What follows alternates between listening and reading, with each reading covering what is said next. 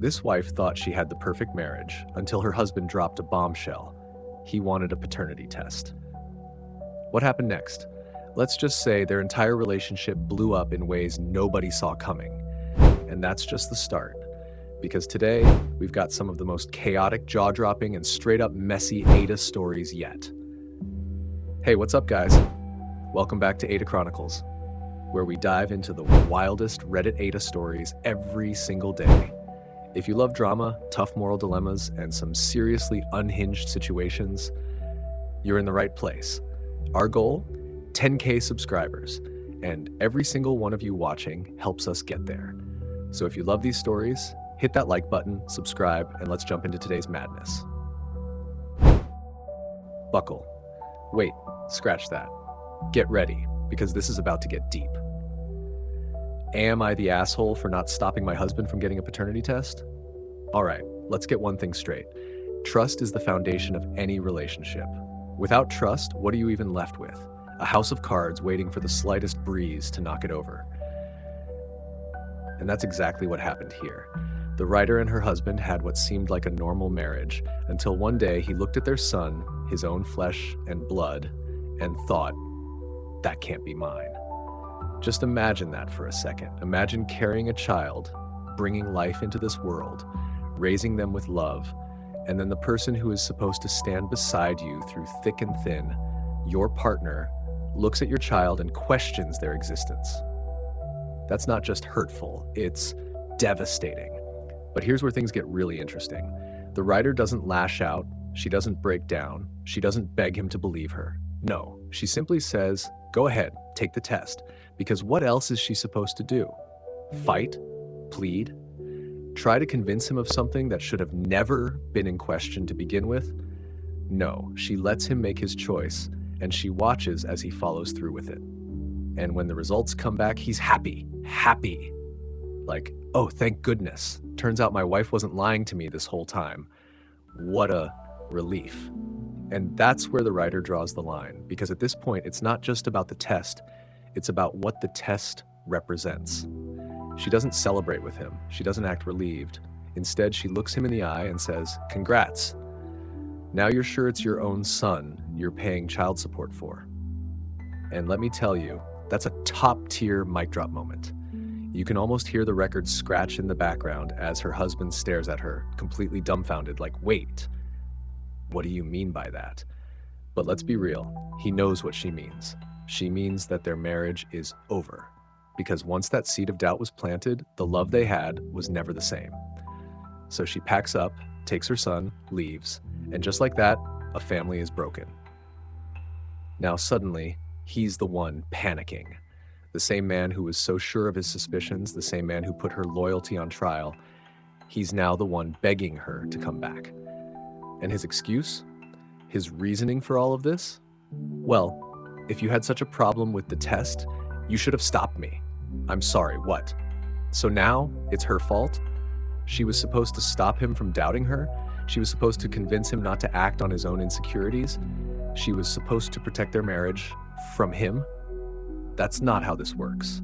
And to make it worse, he calls her bratty, says she ruined their lives, as if she didn't just spend their entire relationship being loyal, committed, and honest. Let's break this down. Did she cheat? No. Did she lie? No. Did she have a history of unfaithfulness that would make this test necessary? Not at all. This man had zero evidence of wrongdoing, yet he still looked at his wife, the woman he promised to love and trust, and said, prove it. And that was the moment he lost her. Because here's the thing about trust. Once it's broken, it doesn't come back so easily. Even if the test had been negative, even if he had been right, the damage was already done the moment he asked. Now, he's desperate, texting, calling, begging. But you can't unring the bell. You can't unaccuse your wife of cheating. You can't erase the doubt that you planted. So, is she the asshole? No, if anything, she's the only one in this situation who saw things for what they truly were. She didn't ruin their lives. He did. Now, here's where I turn it over to you. What do you think? Should she have stayed and worked things out? Was she too quick to leave? Or was the mere act of asking for the test already the beginning of the end? Drop your thoughts in the comments, because I need to know what you all think about this one. Am I the asshole for telling my husband he can't use a pro-Trump MAGA pharmacy? All right, this one's gonna get messy because we're diving into the forbidden zone: politics and marriage.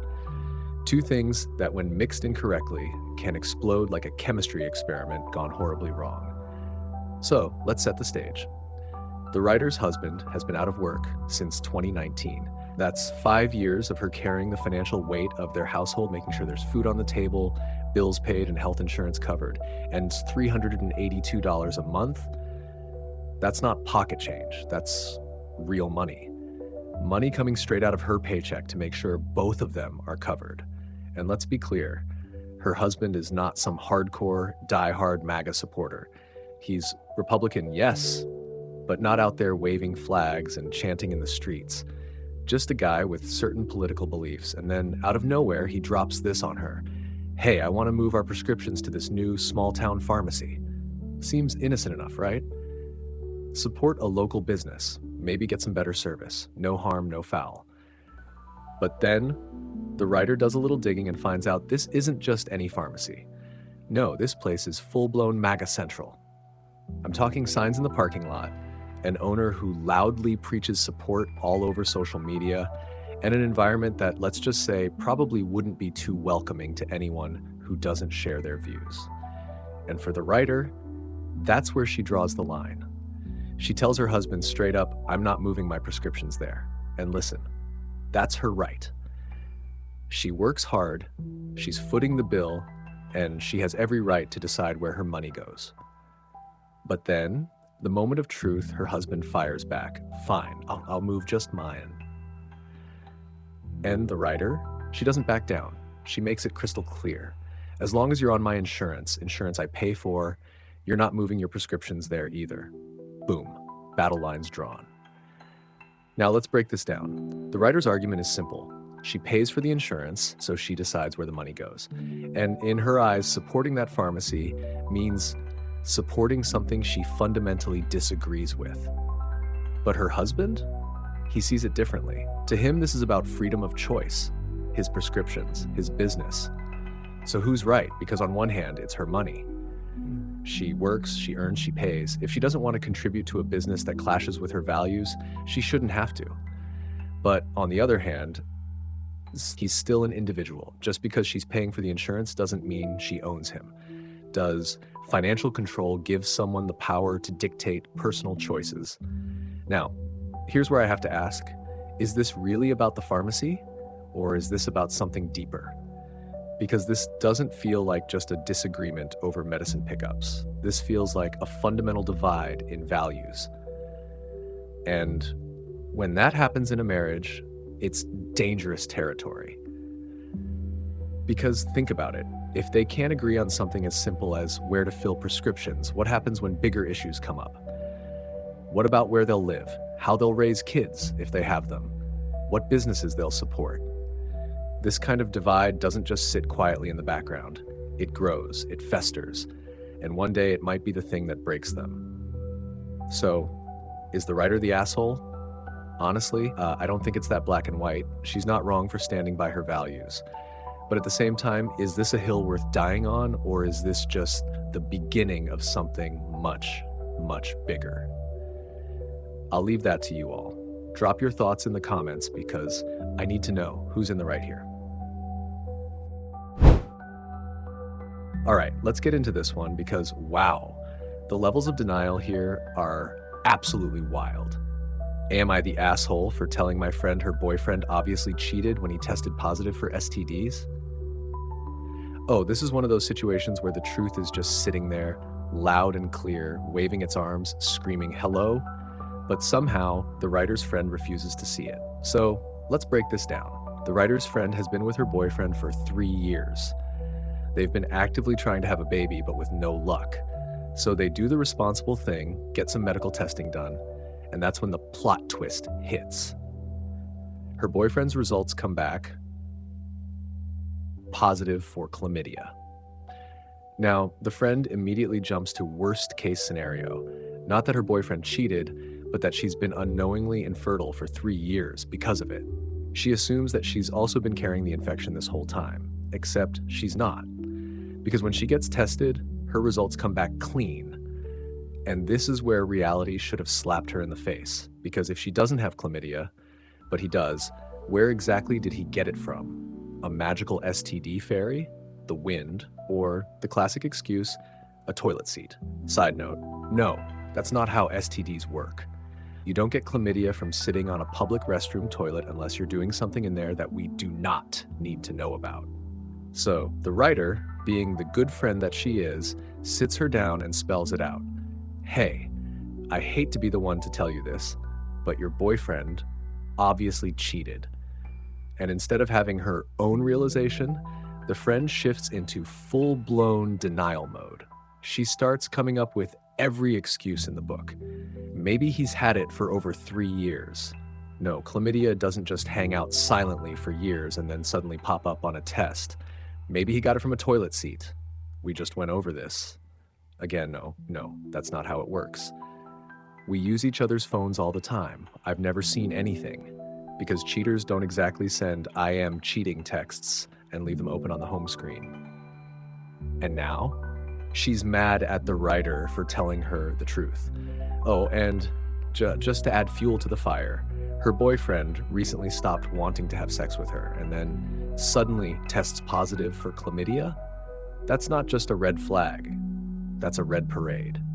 And honestly, I feel for the writer, because what else is she supposed to do? Just sit there and nod along while her friend comes up with these cartoonish explanations? She tried to do the right thing. She tried to save her friend from making a huge mistake, but sometimes people don't want the truth. They want comfort. They want the illusion that everything is fine, even when the evidence is staring them in the face. So, is the writer the asshole?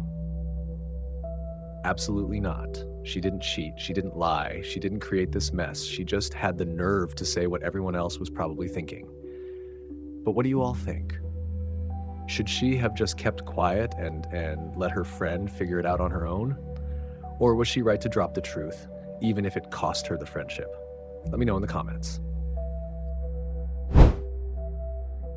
Oh, we're about to unpack this one, because there's so much to talk about here. Am I the asshole for walking out on a date after she showed up at least 50 pounds heavier than her pictures? All right, let's paint the picture. The writer is out here navigating the wild, unpredictable world of online dating. He's swiping, matching, chatting, probably feeling some level of excitement about this dinner date. And look, let's be real. Online dating is already a gamble. You never truly know what you're going to get until you show up in person. People choose their best photos, use flattering angles, maybe slap on a filter or two. That's just how it goes. But then she walks in, and immediately the writer realizes something isn't adding up. The woman in front of him does not match the images he had been seeing, not even close. He estimates she looks at least 50 pounds heavier than her pictures. And not only that, her skin, which had seemed flawless in the photos, looked completely different in real life. Now, let's pause here for a second, because we need to acknowledge something. This isn't about weight. People gain weight. Bodies change. That's normal. That's life. No one is saying people need to stay the exact same size forever, but what does matter here? Honesty. And that's where the problem comes in, because if the writer is accurate in his description, this woman did not just slightly exaggerate her appearance. This wasn't a case of, oh, I picked a picture where I looked a little slimmer. This was a full-on misrepresentation. And let's be honest, if the roles were reversed, it would be a whole different conversation. Imagine if a guy put up pictures from years ago, looking fit, in shape, put together, and then showed up completely different, 50 pounds heavier, totally different skin, maybe even a completely different vibe. People would absolutely call him out. So the writer sits down. Maybe he's still processing the situation. Maybe he's trying to figure out if he should just ride this out for the sake of politeness. But then he decides, nah, this isn't going to work. And he doesn't drag it out. He doesn't sit there awkwardly for an hour, pretending like he's interested. He doesn't lead her on. Instead, After about 5 minutes of small talk, he looks at her and says, "It was nice meeting you, but this isn't going to work." And then he leaves. Now, this is where things get tricky. Because on one hand, I get it. Why force yourself through a dinner with someone you know you're not interested in? Why waste both of your time sitting there pretending to be engaged in conversation when you've already made up your mind? If he already knew there was zero chance of attraction, why fake it? But on the other hand, was his approach kind of cold? Oh, absolutely. Because let's put ourselves in her shoes for a second. She might have already been nervous. Maybe she knows she gained weight. Maybe she's been struggling with self-esteem. Maybe she spent hours getting ready, hoping to make a good impression. And then, boom. 5 minutes in, the guy just gets up and walks out. Now, I'm not saying the writer was obligated to stay and pretend to have a good time, but could he have handled it with a little more grace? Yes. There's a way to let someone down without making them feel completely humiliated. He could have at least stuck around for a drink or made some polite conversation before dipping out. Instead, she gets hit with the most abrupt rejection possible. So is the writer the asshole? Not for leaving, but for how he left? Yeah. That part was kind of ruthless. Attraction matters, honesty matters, but basic human decency also matters. At the end of the day, this is what happens when people aren't upfront about who they are. The writer felt misled, and instead of sugarcoating it, he cut things off immediately. Was it brutal? Yes. Was it justified? Arguably, yes. Could it have been handled better? Absolutely. But what do you all think? Was the writer right for walking out, or should he have stuck around a little longer just to be polite? Let me know in the comments. Now, this is a roller coaster, and I am strapped in for the ride. Am I the asshole for telling my son's girlfriend to stay away from him because she is distracting him from his responsibilities? All right, let's break this down. The writer is a single father raising a teenage son, and let's give credit where credit is due. He's invested in his son's future. He's making sure the kid stays on track, gets good grades, plays sports, and doesn't derail his life before it even starts. Sounds reasonable, right? But here's where things take a turn. Everything was fine until the girlfriend entered the picture. At first, the writer was actually happy for his son. The boy is growing up, he's experiencing first love, it's all part of life. So far, so good. But then, the grades start slipping. The chores stop getting done, he's skipping practice, missing games. And the writer? He is not having it. Now, I get it. When you're a parent and you see your kid going off course, your instincts kick in hard. You want to grab the wheel and steer them back before they crash and burn. So the writer lays down the law. If you don't get your grades up and handle your responsibilities, you are not seeing this girl anymore. The son isn't happy about it, but he agrees. End of story. Right? Nope. Because the very next thing the writer knows, his son sneaks her into the house. And oh boy, that's the moment everything explodes. The writer walks in, sees them on the couch, and absolutely loses it. He doesn't just tell his son to go to his room, he turns his anger straight to the girl. Get the hell out of my house and stay away from my son. He doesn't need this distraction. If I ever catch you two together again, it won't be pretty for either of you. And that's where it all goes south. Because now, the girl is in tears. The son is pissed. Grandma and Auntie have entered the chat. The family immediately jumps on the writer, telling him he's being too harsh, that his son is just a kid and that he's overreacting. And honestly, they kind of have a point. Because let's look at what really happened here. Yes, the son messed up by sneaking around, but instead of handling it calmly and making sure his anger was directed at the right person, the writer took it out on a 17-year-old girl who, as it turns out, didn't even know she wasn't allowed to be there. That's not on her. That's on the son. And to the writer's credit, he realizes this. The edit changes everything. Because instead of doubling down, the writer reflects on his actions. He realizes that he overreacted, let his emotions get the best of him, and handled the situation all wrong.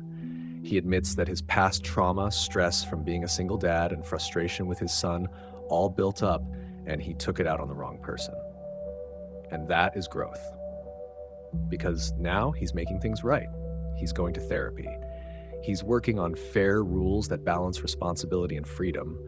He's inviting the girlfriend over for dinner to apologize. And let's be real, this could have gone a totally different way. He could have stuck to his guns and kept making his son's life miserable, pushing him even further away. Because, let's be honest, banning a teenage relationship never works. Instead, he's learned from his mistakes. And the best part? His son is laughing at all the internet comments, roasting him. That's how you know this family is going to be just fine. So was the writer the asshole? At first, yeah. But now, nah. He owned up to it, fixed it, and is doing better. And honestly, that's more than a lot of people ever do. But what do you think? Did the writer go too far, or was he just being a strict parent? Let me know in the comments. This one is tough, because on the surface, it seems like a pretty straightforward conflict. One person in the relationship wants sex, the other does not. But the deeper you go, the messier and more complicated this situation really is. So let's break it down. Am I the asshole for not wanting to have sex with my wife? The writer is a 32-year-old man who has been married to Sarah, 37F, for 2 years. They love each other deeply, have a strong bond, and can't imagine life without one another. But here's the catch. The writer does not like intimacy. Not just a lack of interest, not just a low sex drive. He straight up does not want it. Ever. And this is not new information. Before they even got married, he told Sarah exactly how he felt about it. And even though she was bummed out, she accepted it and chose to stay with him anyway. So you'd think that's the end of it, right? She knew what she was signing up for, case closed. Except now they're married and suddenly the issue is back on the table. Sarah says that now that they're husband and wife, sex should be expected. The writer is uncomfortable with this because he already made his stance clear. And here's where things really escalate. Sarah starts pushing. She tells him to grow up and that this is just a part of life. The argument gets so bad that they sleep in separate rooms. And honestly, this is the part that hurts the most. Because whether or not you agree with the writer's feelings, they are real. And hearing someone you love tell you to just get over it when it's something deeply personal, that stings. And it doesn't stop there. Sarah keeps bringing it up over and over again. She doesn't accept no for an answer. She pressures him, guilt trips him, asks every few minutes, until finally he gives in. And this is the part that makes me the most uncomfortable, because he didn't want to do it. He felt deeply uncomfortable the entire time. He just wanted it to be over. But Sarah, she's overjoyed. She's glowing, raving about how great it was, saying she wants this to happen all the time.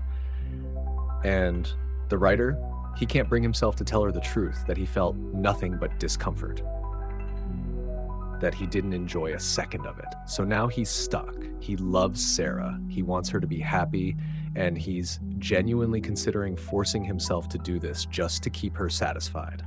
And that is heartbreaking. Now, let's address the big question. Is the writer the asshole? Absolutely not. In fact, he might be the only person in this situation who isn't being an asshole. He has been 100% honest about his feelings from day one. He has tried compromising by finding other ways to meet Sarah's needs. He's now even willing to go to therapy to figure out what's going on with him.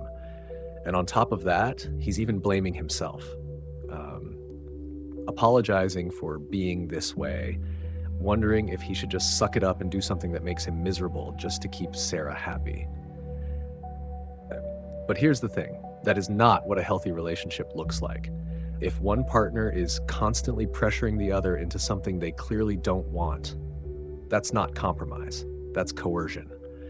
And if this situation were reversed, if it were a woman saying, "My husband keeps pressuring me for sex even though I told him I don't want it," people would lose their minds. So why should it be different here? Now, to be fair, let's talk about Sarah, because I don't think she's a bad person. I don't think she's doing this out of malice. She's just frustrated. She wants intimacy. She sees it as an important part of a marriage, and she probably thought that over time the writer would change his mind. But that's the problem. She accepted this relationship under the assumption that things would eventually be different. And that's not fair to either of them. Because now they're stuck in this painful cycle where neither of them is truly happy. Sarah feels unfulfilled. The writer feels pressured and miserable, and the longer this goes on, the more resentment is going to build. So where does that leave them? The update.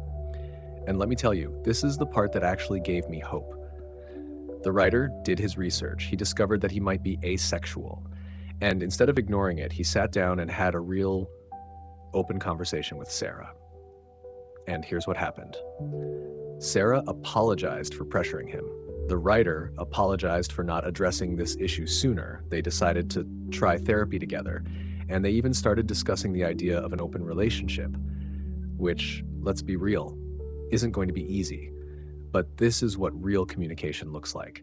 Instead of forcing himself into something he hates, instead of making Sarah feel trapped in a sexless marriage, they're actually trying to find a solution that works for both of them. And that is how you fix a relationship. The writer, not the asshole. Sarah, more in the wrong, but not beyond redemption.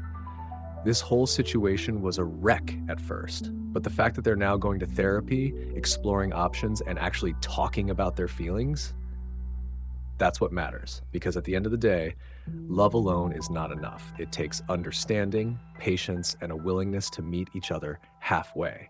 And honestly, I really hope these two can find that middle ground. But now I want to hear from you guys. Do you think Sarah was out of line for pushing so hard? Is an open relationship a good idea, or is it just delaying the inevitable? Drop your thoughts in the comments. I'll be reading. Am I the asshole for telling my girlfriend that her UTIs aren't my fault? All right, everyone, buckle up. Actually, scratch that. You know what? Because this story is a roller coaster from start to finish. The beginning. Hygiene versus UTIs. So the writer, 20F, and her girlfriend, also 20F, are enjoying their time together. Everything seems fine until, bam, UTI. Now the girlfriend doesn't outright blame the writer, but she implies it pretty strongly by asking if she can brush her teeth beforehand next time. Okay, fair enough. The writer takes it seriously, scrubs down like a surgeon, rinses multiple times, and even apologizes because, hey, maybe it was her fault, right? She's doing everything right, but then UTI number 2 hits. This time, the girlfriend suspects it might be something from their foreplay, maybe a toy. The writer double checks, and the girlfriend insists she always cleans them properly. Still, the writer apologizes again, promises to be extra careful, and even deep cleans everything, just to be sure. And yet, the cycle keeps repeating. At this point, something isn't adding up. The shaving incident, a moment of comedy and concern. Now, this is where things take a turn, and not in a way anyone expected. The girlfriend surprises the writer by shaving before their next time together. Sweet, right? Well, there's a small problem. The writer, in what I'm assuming was an attempt at playful teasing, thinks the girlfriend shaved a design into her pubes, like a little welcome sign pointing the way. Except she didn't. Turns out she just couldn't reach everything. And when the writer realizes this, the alarms start ringing. If she's admitting that she can't reach everything when shaving, then what about cleaning? Now let's be real, this isn't about body shaming. Hygiene is hygiene. And if you're struggling to properly clean yourself, that's a serious issue. The writer, once again, lets it go. UTI number 3, the breaking point. And here we go again. Another UTI, but this time the girlfriend doesn't hold back. She straight up texts the writer, another UTI, did you wash your hands this time? Excuse me? The writer has been going through a full decontamination process before every encounter, and she's the one being accused. At this point, the writer has had enough. She confronts the girlfriend and asks the real questions. Are you sure you're wiping properly? Are you 100% sure your hygiene is up to par? How is this automatically my fault if you won't even do the simplest prevention? Peeing after sex. And boom! That was the breaking point. The girlfriend storms out and goes to a friend's house for the night. Meanwhile, the writer is left sitting there questioning everything. And now, she's not even sure if she can physically bring herself to go down on her girlfriend again, knowing she might not be cleaning herself properly. And honestly, I don't blame her. The final update, the jaw dropper, and then, oh man. Then we get to the final update. And this one hurts. The girlfriend confesses she's been cheating. And guess what? The UTIs weren't even from the writer, they were from an STD from the guy she was cheating with, and my jaw is on the floor. The writer spent all this time stressing, over-apologizing, questioning herself, and literally sterilizing like a hospital, just to find out that it was never her fault. And now, she has to get tested because her girlfriend put her health at risk. Final verdict. Is the writer the asshole? Absolutely not. If anything, she was way too patient, too forgiving, and too understanding. She was gaslit, blamed, and put in harm's way for something she never caused. This was beyond manipulative. And honestly, the writer needs to never look back, because she didn't just dodge a bullet, she dodged a whole damn missile. Am I the asshole for refusing to consider being an organ donor for my abusive father, even after my siblings begged me to save him? This isn't just about an organ. This isn't just about saving a life. This is about a lifetime of pain, betrayal, and survival. The writer was not raised with love. He was raised in fear, neglect, and abuse. His father, the man who should have been his protector, he was his tormentor instead. And now, the man who never cared what happened to the writer is suddenly desperate for help. Not help with money, not help with time, not even something temporary. No. This man needs a piece of the writer's body, a piece of him that he can never get back. And here's the kicker. The people begging him to do it, his younger siblings, the same ones who were never touched by their father's cruelty. The two realities of this man. To his siblings, their father was a loving, supportive, caring man. They have fond childhood memories. He was their protector, their rock. But to the writer, he was a nightmare. He was the man who made his childhood a war zone, a man who made him feel worthless, unloved, and broken. And let's not forget, their mother knew. She didn't step in. She didn't stop it. She let it happen. And now, after years of suffering, after finally escaping, after building a life free from that man, the writer is expected to save him. The sheer audacity, the guilt they're pushing on him. His siblings aren't clueless. They know what happened to him. They acknowledge the abuse. They aren't even trying to pretend that their father was a good man to him, but they want him to set all of that aside. They want him to risk his own health, major surgery, complications, a lifetime of possible consequences for the man who destroyed him. And why? Because they don't want to lose him. They're asking him to save the man who never once tried to save him.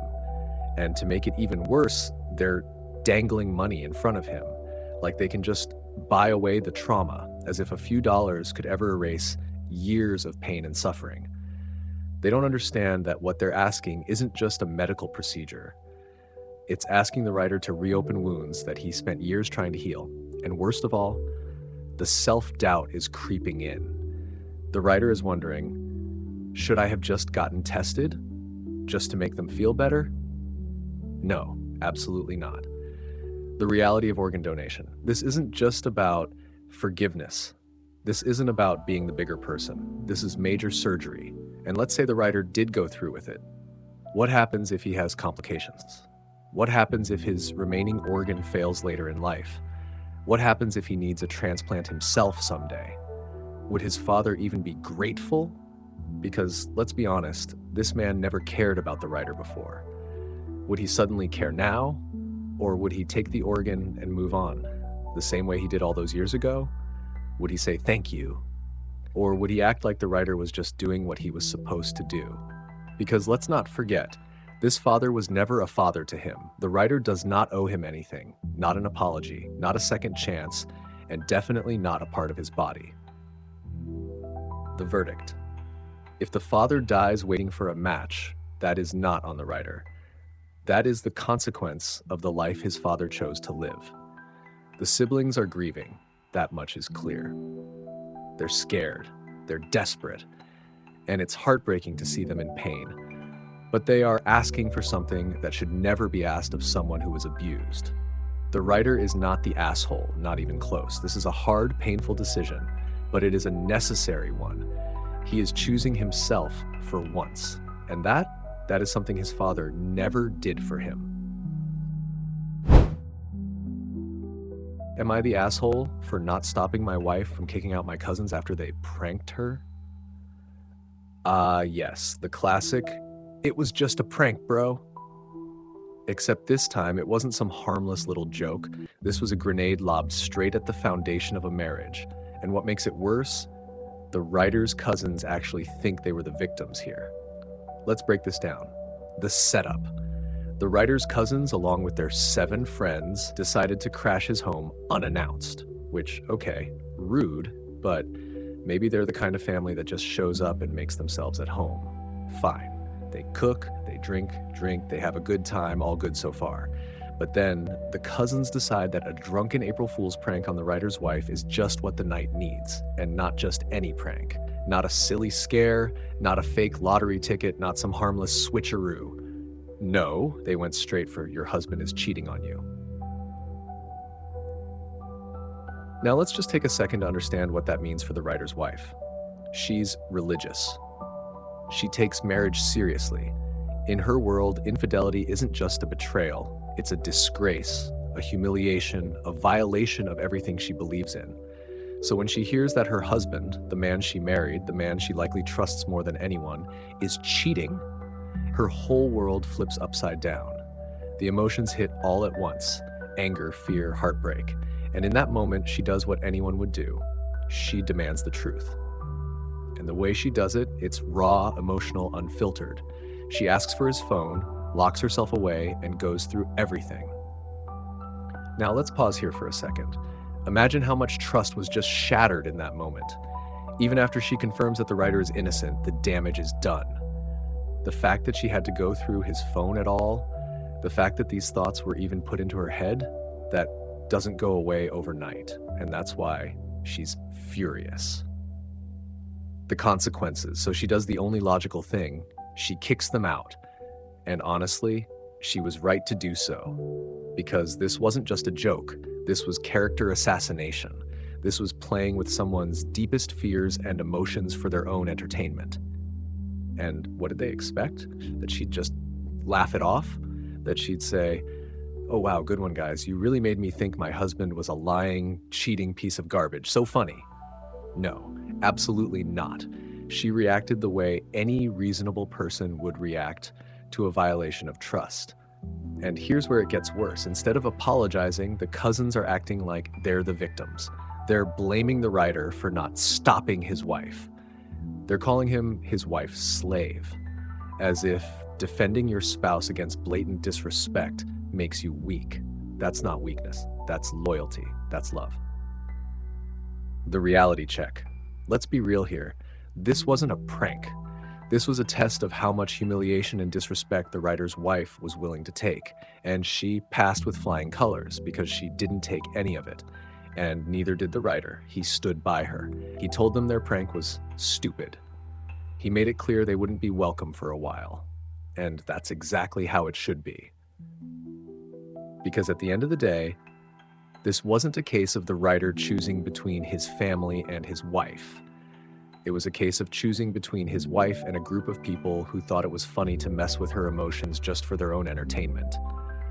And the fact that they can't see why this was wrong, that's on them. The verdict. The writer is not the asshole. His wife is not the asshole. The cousins and their little prank squad, they're absolutely the assholes. And honestly, the writer is being more forgiving than he should be. If anything, he should be reevaluating how much space these people deserve in his life at all. Am I the asshole for flipping out on my brother over a dress drama? All right, folks. grab some popcorn because this one is petty family drama at its absolute finest. If there were an Olympic event for holding on to grudges over nonsense, the writer's brother and his wife would be standing proudly on the podium, gold medals around their necks. But let's not get ahead of ourselves. Let's break this mess down. The crime that started it all.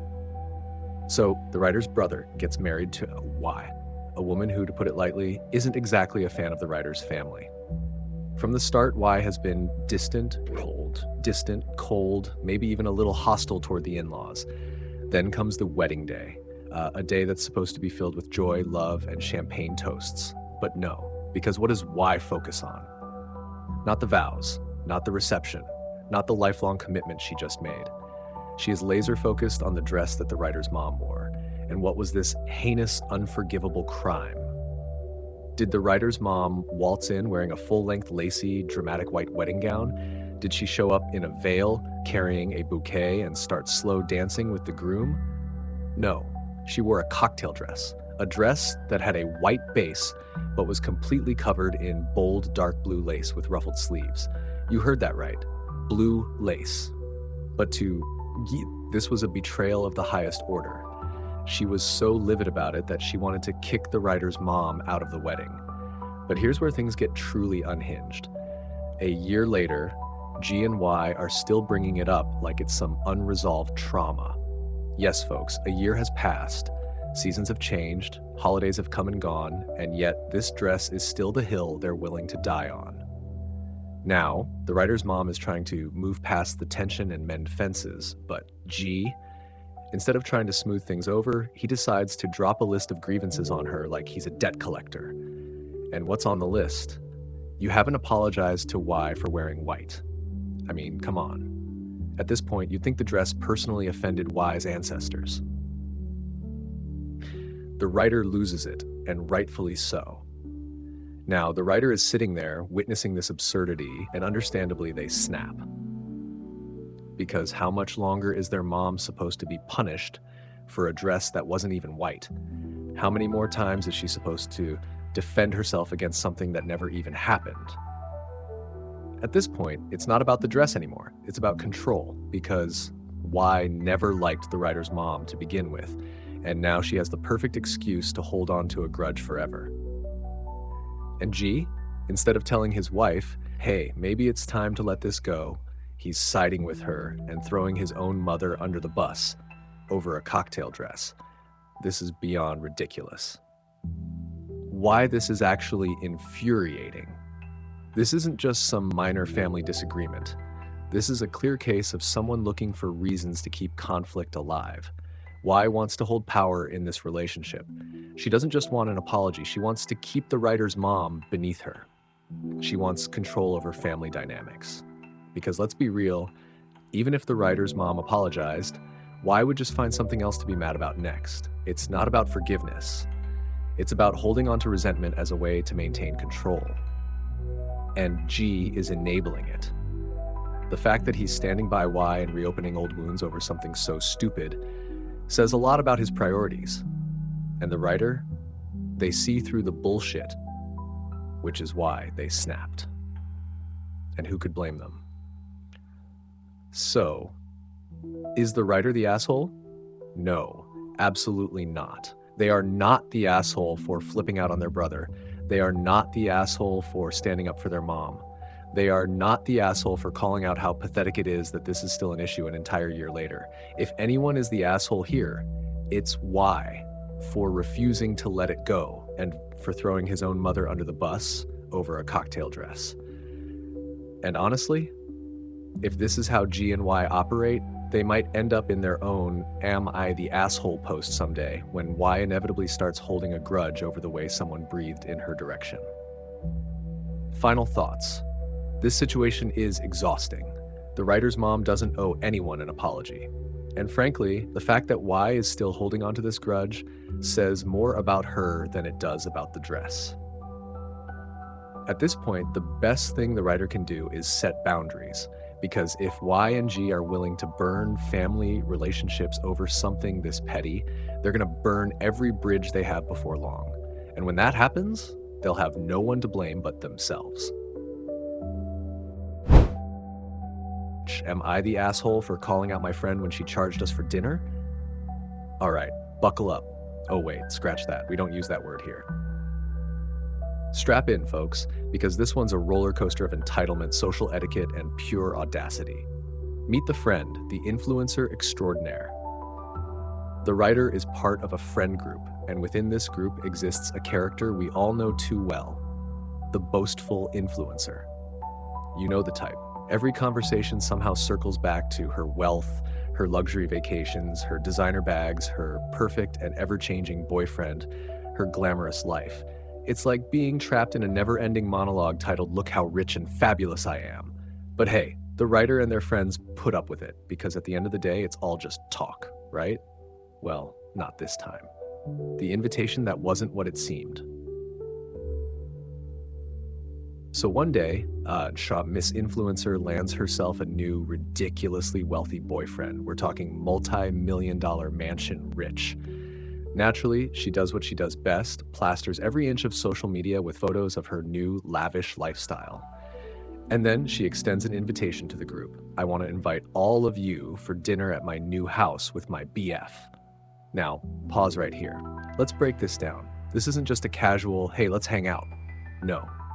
This is an invitation for dinner at her place, which in any normal social setting means that as the hostess, she is providing the food.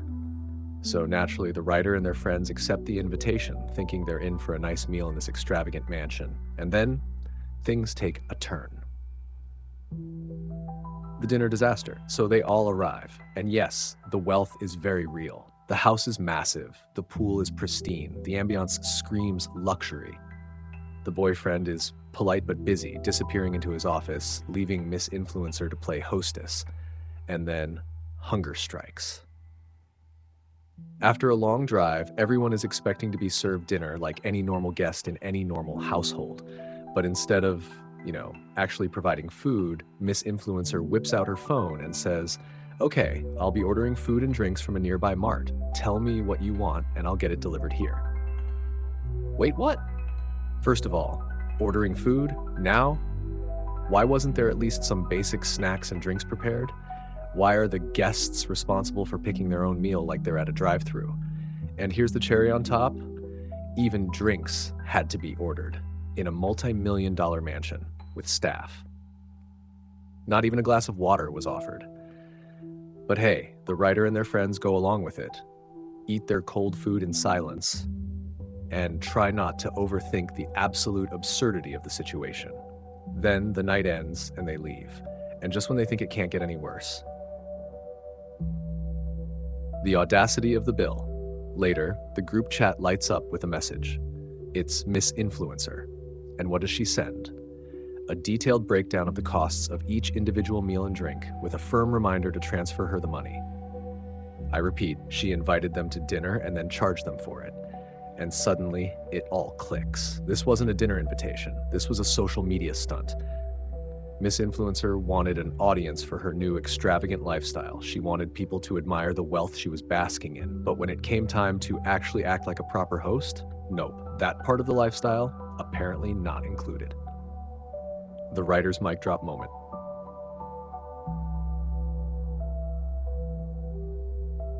Who wouldn't be annoyed? So the writer does what any rational, fed-up human being would do. They call her out. They sarcastically drop the truth bomb in the group chat, saying, "Oh, wow, if I knew we were all paying for our individual meals, we could have met at a restaurant for dinner. I guess all that wealth in the house was just for show." Then they leave the group chat. And honestly, that's a power move, because this situation was never about money. It was about principle. So, is the writer the asshole? Let's be crystal clear here. The writer is not the asshole. In fact, they're the only one who actually called out the nonsense, because let's break it down. Miss Influencer explicitly invited them to dinner. That implies she is hosting. She didn't prepare any food, not even some snacks. She made her guests order their own meals on the spot. She didn't even provide basic drinks. Then she had the audacity to charge them after the fact. If anyone is the asshole here, it's Miss Influencer for completely misleading her guests and treating them like customers instead of friends. And let's be real, if this is how she treats her closest friends, she's going to find herself very, very alone one day. Because what's the point of boasting about wealth if you can't even afford to be generous? At the very least, if she wanted them to pay, she should have been upfront about it. But instead, she let them believe they were being treated to dinner only to slap them with a bill after the fact. And that's not just cheap, that's tacky as hell. Final thoughts. At the end of the day, this whole situation says a lot about Miss Influencer's character. She doesn't see friendships as mutual, meaningful connections. She sees them as an audience. And honestly, the writer did the right thing by calling her out and walking away. Because let's be real, who wants to be friends with someone who thinks generosity is beneath them? Not me, and definitely not the writer. Am I the asshole for refusing to be a stay-at-home mom after my husband and Mill tried to force me? All right, let's get into it because this situation is straight up infuriating. We're talking manipulation, broken promises, and a whole lot of entitlement wrapped up in a neat little package labeled, "You should be grateful." The agreement that wasn't an agreement. Before the baby was even born, the writer and their husband had a plan. And not just some vague, we'll figure it out as we go kind of plan. An actual structured agreement where both parties were supposed to contribute in a fair and balanced way. Let's break it down. 1, the writer covered the 20% down payment on their house. That's not a small amount of money. That's hundreds of thousands of dollars in most places. 2, the husband agreed to cover monthly expenses, including childcare. He makes $50,000 a month. He can more than afford it. 3, the writer would step away from their demanding job but focus on building a consulting business for flexibility. 4, they'd hire a full-time nanny and split parenting duties 50-50 outside of nanny hours. Sounds pretty solid, right? A partnership, a balance. But then reality hit, the bait and switch. Now suddenly, the provider mentality kicks in. The husband decides that because he earns more, all responsibilities outside of earning money should fall on the writer. No night shifts, no parenting after work, no sharing the load. He refuses to lift a damn finger. And when the writer dares to point out how unfair this is, boom, instant backlash. You're lazy. You're a princess. Oh, I'm sorry. Did you miss the part where she paid for the house you live in? And just when you think it couldn't get any worse, enter the mother-in-law. Mill to the rescue of the wrong person. The next morning, the writer gets a message from their MIL, not asking if they're okay, not offering support, not even trying to see both sides. Nope. Instead, it's a guilt trip disguised as concern. You're putting the family in financial crisis if you don't become a stay-at-home mom. Excuse me? A financial crisis? This man makes $50,000 a month. That is more than most people make in a year. But somehow asking him to share parenting duties is going to bankrupt the household? Make it make sense, because this isn't about finances. This is about control. This is about pushing the writer into a role she never agreed to. This is about rewriting the agreement after the fact to suit the husband's convenience. And that's the part that stings the most. The mental and emotional toll. Now, let's talk about what no one seems to be acknowledging. The writer isn't just physically exhausted. They are being mentally and emotionally drained by a system that's been rigged against them. Because let's be clear, they do have a nanny, but that only covers so many hours. The writer is still expected to handle everything outside of that. The sleepless nights are taking a toll. Instead of using the nanny's hours to work on their business, they have to recover from exhaustion. Meanwhile, the husband gets to go about his life uninterrupted, and somehow, this is the best arrangement for the family. Sounds more like the best arrangement for the husband. The ultimate double standard. The husband claims that his work must be prioritized. Why? Because his income pays the monthly expenses. But who paid the down payment? Oh, right. The writer. So basically, the husband is saying, yeah, you made the biggest financial contribution to our home, but now that we're settled, your career is optional. Mine isn't. How convenient. And that's the real problem here. The goalposts keep moving. First, it was, help buy the house and I'll cover everything else. Then it was, actually, I won't be helping with childcare. Now it's, oh, and by the way, you have to be a stay-at-home mom. It's gaslighting in real time. And what happens if the writer caves in and becomes a full-time SAM? Will she ever get the time to build her business? Will she ever be allowed to focus on her own goals? Or will it just be one excuse after another until she's completely dependent on him? Because that's the end game here. So, is the writer the asshole? Not even close. The writer is being cornered into a situation they never agreed to. And when they speak up, they're gaslit and bullied into submission. This isn't just about parenting duties. This is about agency. This is about having the right to decide the course of your own life. And if the husband and ML can't respect that, then the real crisis here isn't financial. It's the lack of respect in this marriage. Stay strong, writer, because if you let them take this decision away from you now, it won't stop here. I've stopped doing the fun extra office stuff after I didn't like the way my boss handled something.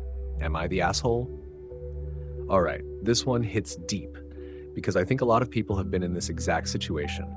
Working hard, going the extra mile, and then realizing, wait a minute, does anyone even appreciate this?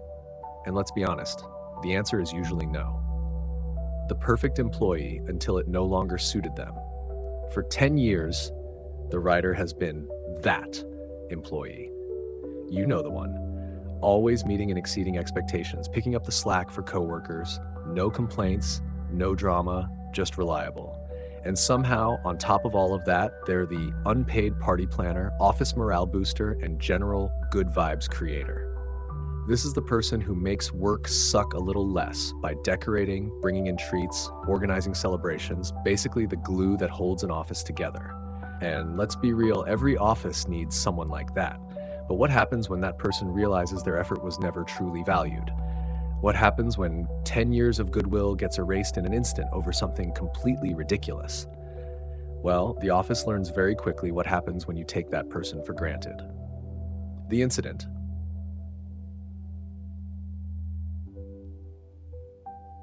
So, the writer's office gets hit with a policy change. Nobody likes it, but it is what it is. The writer, being a normal human being, talks with a coworker about it. They vent, they commiserate, but ultimately they're trying to keep things positive. And then, in the pettiest power move possible, their boss decides to eavesdrop on only half of that conversation. Now let's pause for a second. A good boss would have either let employees vent like normal adults, had an open conversation if there were concerns, but no. Instead, the boss twists the situation into something it wasn't. And the punishment? The writer gets called in for a random, unnecessary employee evaluation, something that should have never happened. The evaluation, a slap in the face. Now, this is where it gets downright infuriating. For 10 years, the writer has been a top-tier employee, always exceeding expectations. But because of one conversation, one completely normal conversation, they suddenly only meet expectations. Oh, so the last decade of hard work just doesn't count anymore? Because they didn't immediately shut down a coworker's vent session? Because they didn't say, sorry, we're not allowed to have emotions in this workplace. That's not an evaluation. That's punishment for daring to be human. And let's not ignore the real reason for this whole thing. This boss wanted to remind the writer of their place. They wanted to send a message. You are only valued as long as you're playing the role we want you to play. Step out of line, and we will remind you that you are replaceable. And that's when the writer decided, okay, if I'm just meeting expectations, then I'll stop exceeding them. No more free labor. And this is where the office starts to feel the consequences. Because all that extra stuff the writer did, the decorating, the parties, the morale boosting, yeah, that was never part of their job description. That was free labor that they were doing because they cared. And now, they don't care anymore. And suddenly, the office is struggling. No more homemade desserts at birthdays. No more fun decorations. No more carefully planned appreciation gifts. And people notice that email chain about appreciation gifts going in circles because now that the writer isn't handling it, no one else wants to step up. Shocking. But instead of anyone taking responsibility, people are probably just side-eyeing the writer like, what's their problem? Oh, I don't know. Maybe they got treated like garbage and decided to stop giving free effort. And is the writer being petty? Let's set the record straight. This isn't about being petty. This is about self-respect. The writer was happy to go the extra mile when they felt valued, but when they found out that one minor thing could erase a decade of loyalty, yeah, that's when they stopped feeling obligated to make the office a nice place to be. And honestly, good for them. So, is the writer the asshole? Absolutely not. If anything, they held on longer than most people would. And if their workplace truly misses their effort, maybe they should have appreciated it while they had it. Am I the asshole for refusing to attend my sister's wedding after my parents disowned me? Oof, this one is messy. Family drama, favoritism, disowning, and a wedding. This is the holy grail of family betrayals. Let's get into it. The golden child versus the invisible one. From the start, the writer's childhood was a classic case of golden child syndrome. On one side, we have Emily, the shining star, straight A's, everyone's favorite, probably never had to hear the phrase, "we'll see if we can afford it," in her life. And then there's the writer, not causing trouble, just existing in the background. Not failing, not a problem, but not enough to be the favorite. And that kind of dynamic doesn't just disappear when you grow up. It lingers. It shows up in moments like this, where the writer, now an adult, is still expected to bend over backwards for Emily while getting absolutely nothing in return. The wedding trap. So Emily, who was never particularly close to the writer, asks her to be maid of honor. And the writer understandably is surprised. Maybe this was a chance for some kind of sibling bond after all these years. Maybe this would be different. Spoiler alert, it was not. Because this wasn't about sisterhood. This was about free labor. Suddenly, the writer wasn't an honored sister. She was an errand runner, unpaid event planner, and full-time wedding assistant. And then comes the family-mandated pre-wedding trip. Not a quick dinner, not a weekend getaway. No, a full week-long family bonding vacation. And this wasn't a suggestion. This was a requirement. The writer says she can't take that much time off. She has a job, responsibilities, a life. And instead of understanding, her family acts like she just spit in Emily's wedding cake. The moment everything became clear. So the writer tells them, I can't do the trip, but I'll still be at the wedding. I'll still do my part. And her mother, without hesitation, drops the mask completely. If you're not going to be there 100%, maybe you shouldn't be there at all. That right there? That was the moment of clarity. This was never about the wedding. This was never about family. This was about control. Fall in line or don't bother showing up. And when the writer pushes back, her father jumps in with the final nail in the coffin. If you don't want to be part of the family, that's your choice. And there it is. After a lifetime of being treated like an afterthought, the second the writer sets a boundary, the family throws her away like she never mattered in the first place.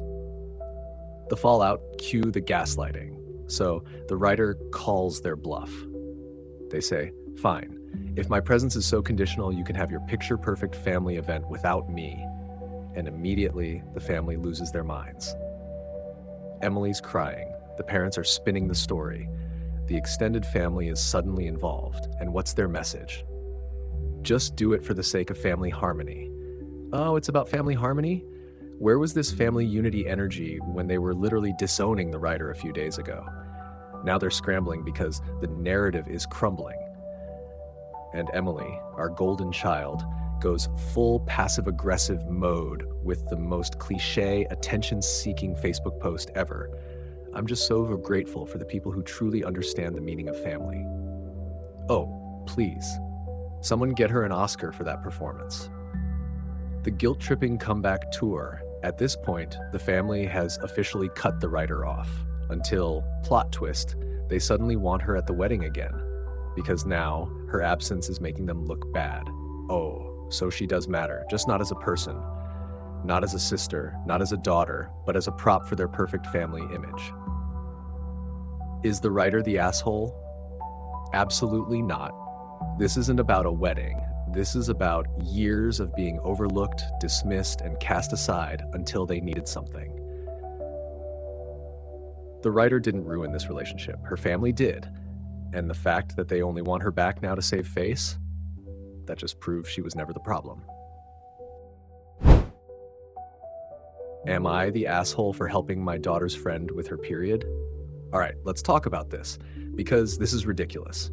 A single dad just trying to help out a teenage girl in an embarrassing situation is now being treated like a criminal? Make it make sense.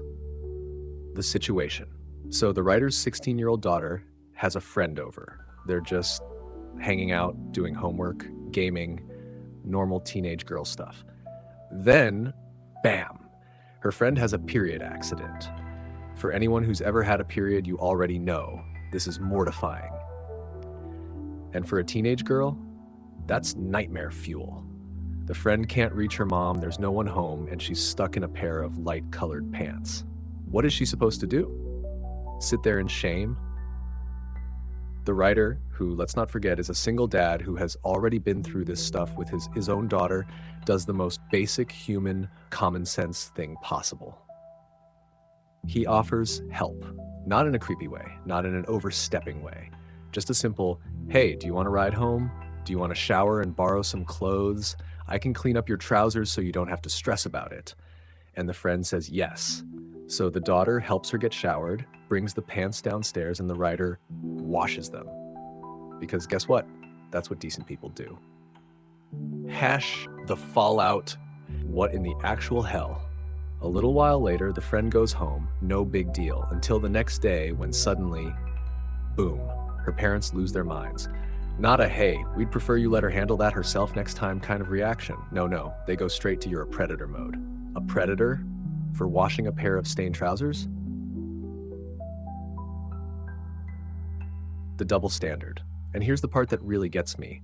If the writer had been a woman, would this even be a discussion? Nope, no one would bat an eye. But because he's a man, suddenly he's suspect. What was he supposed to do? Ignore the situation? Hand the girl a trash bag and say, good luck, kid? The hypocrisy is unreal. If her own mother had been available, this wouldn't have even been an issue. But since she wasn't, the writer did the best he could to handle the situation with respect and kindness. And now, instead of getting a simple thank you, he's getting his daughter pissed at him because her friend isn't allowed over anymore, an angry mom calling him names, a dad who wants to talk, which sounds more like fight than chat, and the underlying threat that this could turn into something serious. Protecting himself, and rightfully so. Now, this next part is actually smart, because the writer realizes this situation could get even worse. He gives his number to the parents, so there's a clear, recorded line of communication. And in the ultimate just-in-case move, he contacts the non-emergency police line to get ahead of things, which is a sad reality, but unfortunately necessary, because once someone starts throwing around words like predator, you cannot take chances. And for what? For helping a kid in an embarrassing moment? Is the writer the asshole? Absolutely not. In fact, I'd argue he's the only sane adult in this situation. He acted exactly how a responsible, decent parent should act. He was respectful, cautious, and helpful. And the only reason this is even an issue is because some people are so blinded by their own biases that they can't tell the difference between kindness and something sinister. And that's dangerous. Because if we start treating every single man who interacts with a teenage girl as a potential predator, what happens? Good men stop stepping up when kids need help. They stop being safe adults that girls and boys can turn to. And you know who benefits from that? The actual predators. So no, the writer is not the asshole. He's a dad who did the right thing. and anyone who says otherwise needs a serious reality check. Am I the asshole for telling my dad's partner she knew he was still married when she started dating him? All right, let's break this one down because this is some next level nonsense. The background, a messy technicality. So, the writer's parents, legally married, but in reality, completely separate lives. They split up when the writer was 2 and have been in other long-term relationships ever since. But the kicker, they refuse to divorce because neither wants to lose in the asset division. It's like a game of financial chicken, and both of them are gripping the wheel for 30 years straight. So even though they function exactly like divorced people, they're still technically married on paper, which means both of their current partners are in relationships with married people. And that's where the drama begins. The dad's partner, professional complainer. Now the mom's partner, he learned real quick that bitching to the kids about their parents' relationship wasn't gonna fly. But the dad's partner? Oh no, she didn't get the memo. This woman is constantly venting to the writer and their siblings about how frustrating it is that their dad is still technically married. And listen, I get it. She wants to get married to the guy she's been with. She wants a ring, a wedding, the whole deal. I understand. But here's the thing. She knew. She knew what she was signing up for. She started dating a man who was legally married, fully aware of the situation, and now she's acting shocked and betrayed that the problem still exists. And instead of taking it up with the person actually responsible, aka the dad, she's dumping it all on his son. Ma'am, what do you expect him to do? Call a family meeting? Lawyer up? Hand you a divorce decree on a silver platter? Because newsflash, this is not the writer's problem. The breaking point, enough is enough. So at Grandpa's birthday party of all places, she corners the writer and starts in again with her same old sob story. And listen, this wasn't the first time. It wasn't even the 10th time. This has been a pattern. And the writer, he's had it. So he finally snaps and tells her she knew what she was getting into. This is not his problem to fix. He's done listening to her complaints. And for the love of God, shut up already. Now, could it have been phrased a little softer? Maybe. But let's be real. She wasn't listening when he was being nice. So why should he keep sugarcoating it? And of course, now she's playing the victim. You didn't have to be so uncivil. Oh, so it's uncivil when someone finally shuts you down, but not when you corner them at a family event and emotionally unload on them? Got it. The aftermath, selective hearing. So now she's got a full-blown attitude for the rest of the party. And later, the dad asks the writer what happened. And when the writer tells him, nothing. No reaction, no acknowledgement, not even a half-hearted, I'll talk to her. Dude just blinks and moves on. And then, because of course, the dad's partner texts the writer later and demands an apology. Because apparently she can dish it out, but she sure as hell can't take it. Is the writer the asshole? Absolutely not. In fact, he's been way more patient than most people would be. Let's be clear, this woman is not a victim. She's been in a long-term relationship with a married man, and now she's acting brand new, like she just found out. She's looking for sympathy in the wrong place. Instead of talking to the man she's actually in a relationship with, she's harassing his kids and trying to drag them into it. And when the writer finally shuts that down, she's acting like he personally ruined her life. Listen, the truth isn't always nice to hear, but she needed to hear it. And if she can't handle the reality of the situation she willingly walked into, that's on her. Am I the asshole for telling my wife's affair partner about their affair? Oh boy, this one is messy. Like soap opera levels of messy. We've got a long-term marriage, multiple affairs, a devastated wife, a revenge reveal, and a heartbroken mistress who won't accept reality. So let's unpack this disaster piece by piece. The marriage, a shaky foundation. The writer has been married to his wife for 11 years, together for 16, and they have 3 kids. But their relationship, it's been a damn roller coaster. And not the fun kind more like the rickety old one that should have been shut down years ago. Now, here's where things get complicated. The writer admits he was a bad partner. He cheated multiple times in the past. His wife never truly healed from it, but she stayed and tried to move forward. And for the last 5 years, he's been faithful, but the damage was already done. So their relationship just coasted. No real connection, no deep emotional bond, just two people existing in the same house.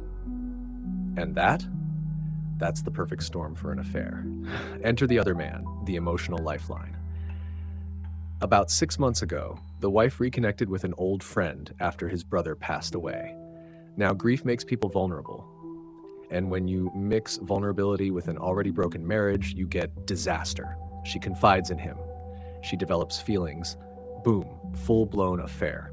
And the writer? He didn't see it. Or maybe he did.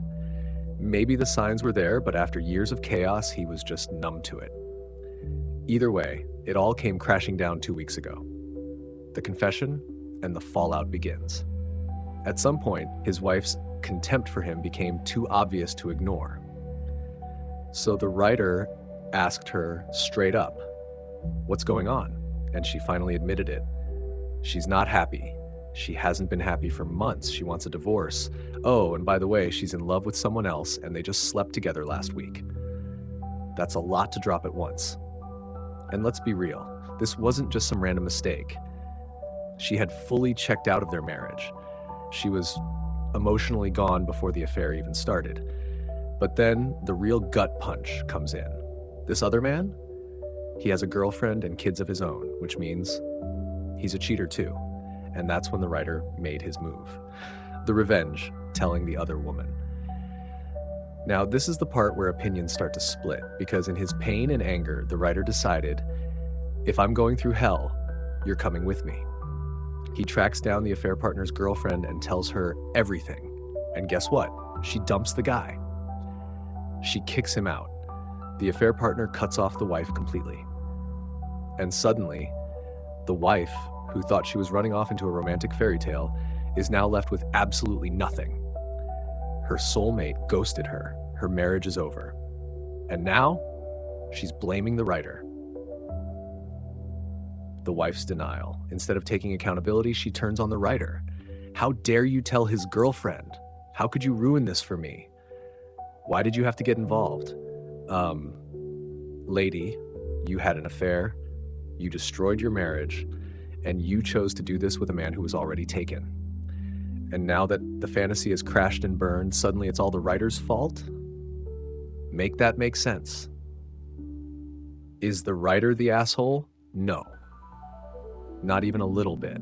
Did he do it out of hurt and revenge? Absolute. But does that make it wrong? Nope. Because let's be honest, if the roles were reversed and the wife found out the writer was cheating, do you think she wouldn't have told the other woman? She 100% would have. So why is it only wrong when the writer does it? The affair partner's girlfriend deserved to know. She had the right to make an informed decision about the relationship she was in. And let's not forget, the wife didn't just cheat with a single guy, she helped another woman get cheated on too. So if she was fine with betraying another woman, she should be fine with facing the consequences. Final thoughts. The aftermath. So where do things stand now? The wife is still in denial. She refuses to believe her affair partner didn't actually love her. The affair partner's ex is now a close friend to the writer, helping him through the pain. And the writer is finally seeing his ex-wife for who she truly is. And honestly, this couldn't have ended any better. Because now, the writer doesn't have to waste another second on a woman who would have happily left him for another cheater. And the best part? The wife and the affair partner might actually get back together. Two cheaters in a relationship, they deserve each other.